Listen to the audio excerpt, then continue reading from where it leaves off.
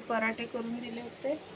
आता त्याला तेच पराठे खायचे भाजीचे. अशी भाजी तो खात नाही, नुसतं वरण भातच खात राहतो, भाजी कधीच खात नाही तो.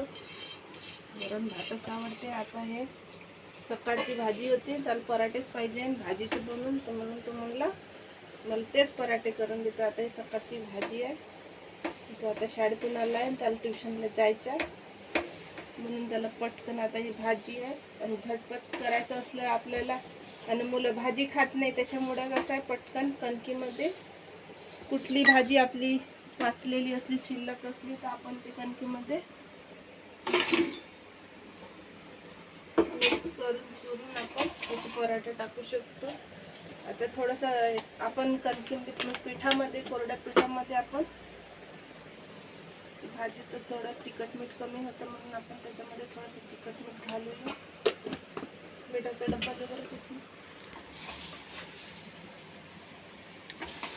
म्हणजे थोडंसं ते तिखट मीठ त्याला लागेल, थोडं चवीदार म्हणून. त्याच्यामध्ये आपण जिरं, तुम्हाला ओवा वगैरे टाकायचा असला तर तुम्ही टाकू शकता. मला खूप घाई होती, कारण की त्याला ट्युशनला जायला वेळ होणार आहे, म्हणून मला झटपट ते करून द्यायचं आहे. 6 वाजता त्याची ट्युशन असते.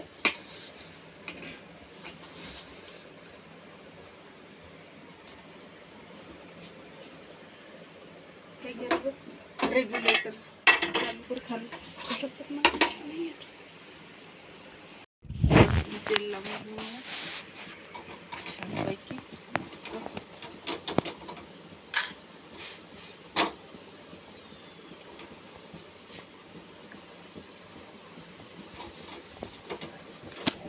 चहा पण पाहिजे का याच्या बरोबर? नाही.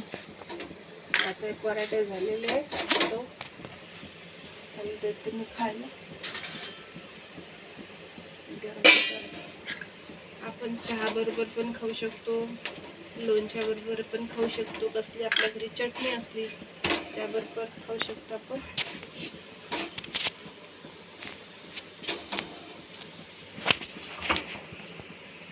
तुम्ही नक्की बनवा उरलेल्या भाज्यांचे पराठे आणि मला सांगा खाल्ल्यानंतर ते कसे लागतात. त्याच्यामध्ये तुम्ही सांबार, कांदा, परत तिखट, मीठ, तीळ, अजवाईन, जर सोप तुम्हाला टाकायची असली तर तुम्ही टाकून ते पराठे बनवू शकता.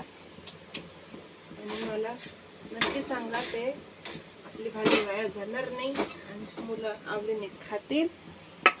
तुम्ही खा.